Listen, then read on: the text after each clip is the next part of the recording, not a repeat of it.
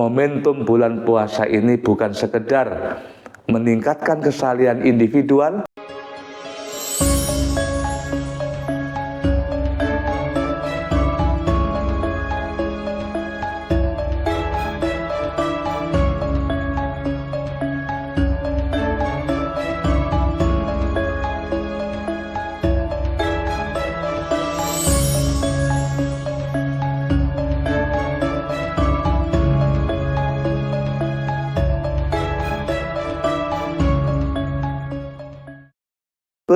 bersedekah, berbagi rasa, kepedulian terhadap sesama, bagai berkat si miskin dan kaya, jalinan mesra antar manusia.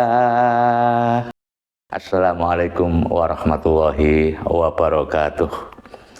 Sahabat Teras Kebinekaan dimanapun Anda berada, tidak terasa hari ini kita memasuki bulan suci Ramadan 1446 Hijriah atau bertepatan pada tanggal 1 Maret 2025 Masehi.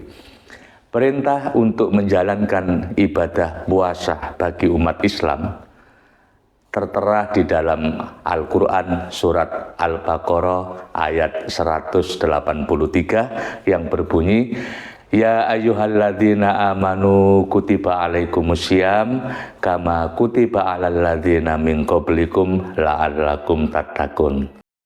Hai orang-orang yang beriman, diwajibkan atas kamu sekalian untuk berpuasa sebagaimana diwajibkan untuk orang-orang sebelum kamu, la'allakum tattaqun, supaya kalian mencapai derajat takwa.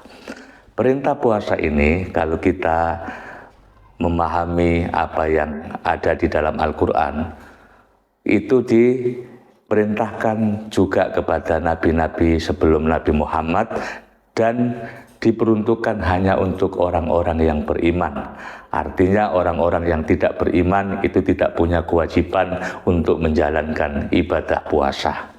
Dan ibadah puasa ini atau bulan suci Ramadan ini adalah bulan kemanusiaan, di mana bulan Ramadan adalah momentum yang paling tepat bagi umat Islam untuk berbagi terhadap sesama umat manusia. Mereka orang-orang masakin, orang-orang fuqara, orang-orang yang dalam kategori mustadafin, mereka semua adalah mustahik yang berhak untuk menerima zakat, menerima infak, menerima sedekah dari kita orang-orang yang kaya.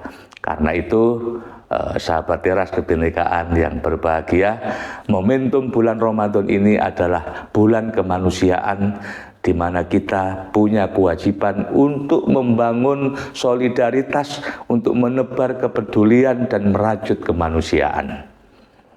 Di samping itu, memang puasa di situ mengajarkan kepada umat Islam untuk berpuasa, artinya menahan lapar, menahan dahaga dari fajar terbit ya sampai kemudian menjelang maghrib begitu. Tetapi bukan hanya sekedar itu.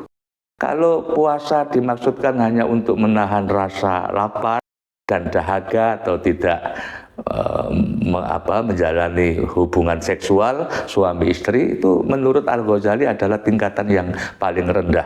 Dan ini seringkali mendapat kritikan, misalnya dari hadis Nabi, rubba so'imin laisa lahu min siyamihi ilal ju' wal atos.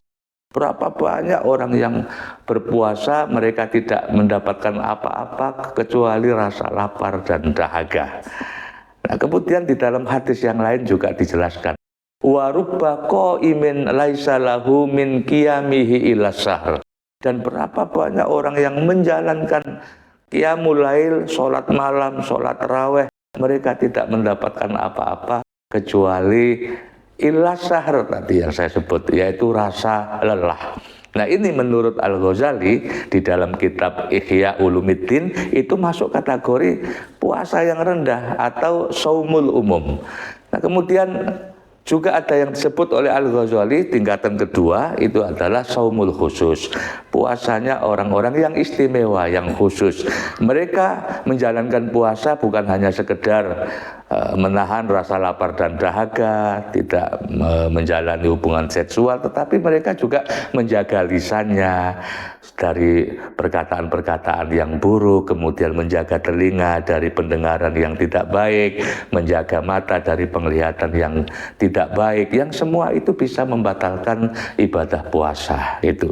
Dan kemudian yang terakhir tingkatan yang Al-Ghazali sebut sebagai saumul khususil khusus, yaitu puasanya orang yang sangat-sangat istimewa di atas tingkatan yang kedua tadi.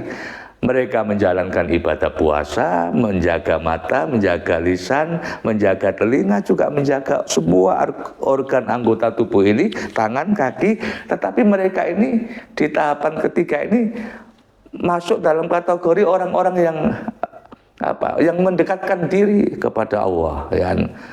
Mereka kelompok asyidikin, kelompok muqarrabin yang selalu mengingat Allah dalam setiap harinya. Mereka selalu berpikir tentang akhirat, bukan semata-mata berorientasi kepada hal-hal yang bersifat duniawi. Karena itu sahabat teras kebinekaan yang berbahagia dimanapun Anda berada, momentum bulan puasa ini bukan sekedar meningkatkan kesalian individual melalui ibadah ritual tadi yang saya sebut di awal, tidak menahan menahan lapar dan dahaga, kemudian sholat tarawih, sholat tahajud, ya. Tetapi juga ada dimensi sosial, hablum minan nas, hubungan horizontal, yaitu bagaimana membangun solidaritas kemanusiaan. Karena sejatinya Islam itu adalah agama kemanusiaan. Tidak ada agama tanpa kemanusiaan di dalamnya itu. Mari kita tebarkan kepedulian, kemudian kita rajut kemanusiaan di momen puasa, yaitu momen yang sangat pas untuk kita bisa berbagi kepada sesama umat manusia. Mudah-mudahan kita semua bisa melewati bulan Ramadan ini nantinya dengan baik. Wassalamualaikum warahmatullahi wabarakatuh.